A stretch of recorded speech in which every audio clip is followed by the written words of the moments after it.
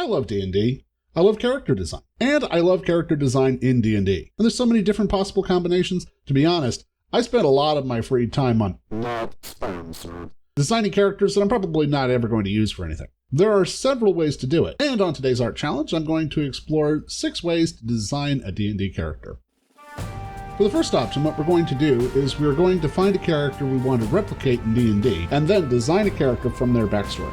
Now, this sounds like copying, but characters are the product of their life experience, so even though they have the same backstory, they develop very differently. For this character, I selected Riza Hawkeye from Full Metal Alchemist. In the show, she is a no-nonsense gun-toting sniper. So to replicate this character, I started by selecting a race, human variant for some sweet feat action, background, soldier, obviously, and class. I spec'd into the fighter class with the gunslinger archetype, and just for some mechanical bonuses, I multiclassed into ranger. So this is the character design method. We started with a pre-existing character and designed our PC from their prompt, no-nonsense gun-toting sniper. From that prompt, I developed Lilibet, the human gunslinger.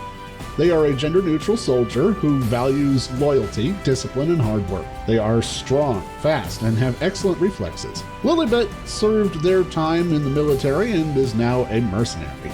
They are very loyal to their party members and have a strong moral compass.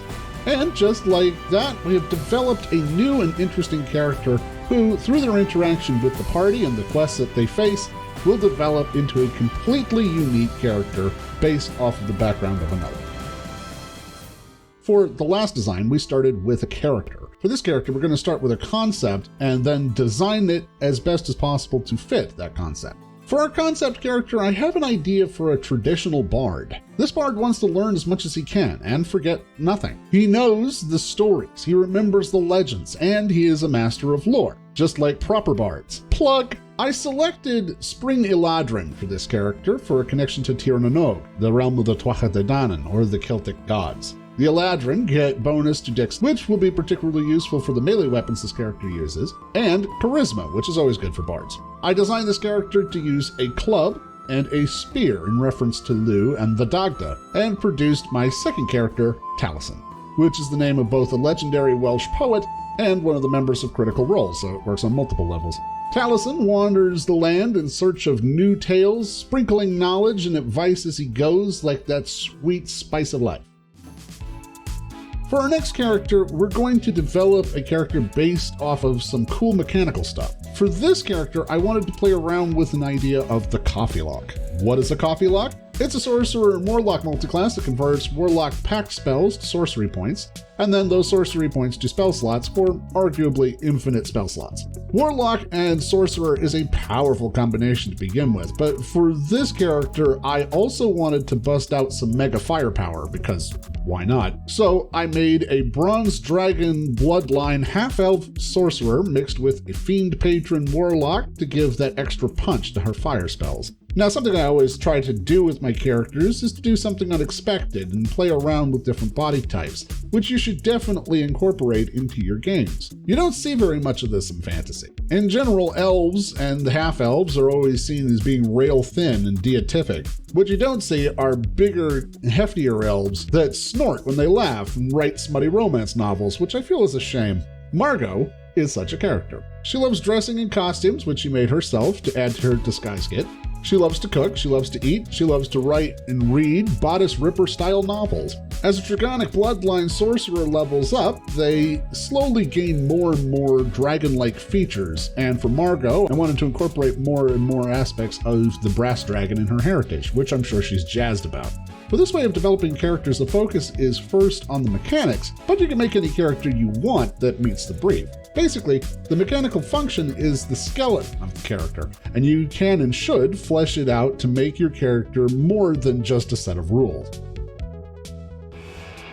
Deep stories, great roleplay, and shared experiences are what make D&D the greatest role-playing game in the world according to the cover of the Player's Handbook, which I'm sure is a totally unbiased source. But you know, sometimes you just want to crush your enemies, see them driven before you, and hear the lamentations of the women. Min-max characters are designed to hit like a truck and to eke out every possible bit of damage from their attacks. Just like the gimmick character, min-maxing is, or should be, just a framework where you should start with your character design.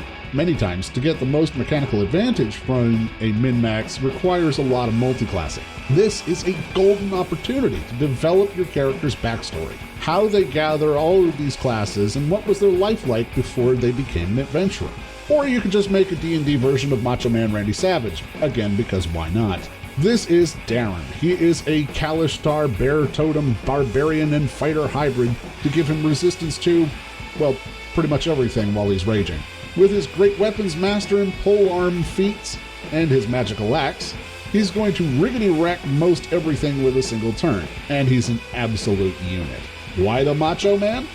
Because he's the cream, rising to the top of this role-playing session. Building a character around their combat gives the player a chance to tuck into the character's history and build a strong backstory for them. And you definitely should not neglect this while designing your character. When you go to a convention, you don't have time to run through the lengthy character design process, so you are often given prefab characters. You have no control over the character's stats, spells, skills, or proficiencies. What you can control is what they look like and their backstory. Meet Territor! Territor is a 41-year-old red dragonborn genie of water warlock. He has a pseudo-dragon familiar, wears leather armor, has 2 daggers, and a bottle that he uses as his spell focus and method for communicating with his patron. He has the soldier background, would rather die than be defeated, and has died twice. This information can be pulled from his character sheet, but everything else is up to interpretation. Using the character sheet as a skeleton, you can flesh out the character's backstory to meet the facts. Territor was part of an army in the desert. After a battle, he was separated from the rest of his unit. Lost and wandering and dying of thirst, he finds a small oasis and eagerly falls on it. After drinking his fill, he looks around for a method to transport some of the precious water and finds a discarded bottle. Upon opening it, though, he's surprised to find a Mirad genie inside. The genie agrees to give Territor the ability to get out of the desert in exchange for him taking the genie to the sea, where his powers are more potent. Thus, Territor became a warlock, and with his magical powers began his voyage to the sea. And just like that, we took a random prefab character and made an interesting and fleshed out creation. At the end of the day, though, D&D is, of course, a cooperative game. It's not just about you, it's about the party, and occasionally that means playing a character to fill a certain role that is needed. Being pigeonholed into a certain kind of character is a bummer, of course, but that doesn't mean that you have to limit yourself. To round out this party of ragtag adventurers, we must first look at the roles filled by the other players. Taliesin is the face, using his knowledge and charisma to get what he wants. Darren is the tank, who takes and inflicts damage with equal joy. Lilibet is the range fighter, who uses their gunfire to keep enemies at a distance. Margot provides the heavy-hitting magical damage, and with his familiar and military experience, Territor fills the role of scout quite nicely. But there's one thing that's missing, and that is a good healer. Enter Bryn, the Hill Dwarf Life Cleric. The party needs a healer, and life clerics are undeniably the best healers in the game. Hill dwarves get a bonus to Constitution and Wisdom, the 2 stats that you need most as a cleric, so the casting is ideal. This gives you race and class and stat preference, but the rest is up to you. And one of the things that I love most about D&D 5th edition is that anyone can roll for any skill. It's just a question of whether they roll with advantage or proficiency or not. Because of this, if I were Bryn's player, I would utilize her backstory and skills to flesh out this character. Who is she when she's not fighting? Mechanically, she is a healer for the party, but that's just a starting place. She might be Bryn, stalwart healer, protector of the party and wearer of heavy armor, but she is also Bryn, owner of many cats, carver of wood, and singer of medieval fantasy karaoke. She can do both, and the one doesn't affect the other. That's the great thing about RPGs. The characters can do whatever you imagine them doing. So that's our party. In each case, we start with a fundamental principle and then build out from there. We can create wonderful and complex characters on even the slimmest conceptual framework if we're willing to build these characters out fully. So when you're designing your next character, don't be afraid to plunge your hands in and make a character that is rounded out and fully realized. You'll have a lot more fun playing and a much deeper connection to your character if you do.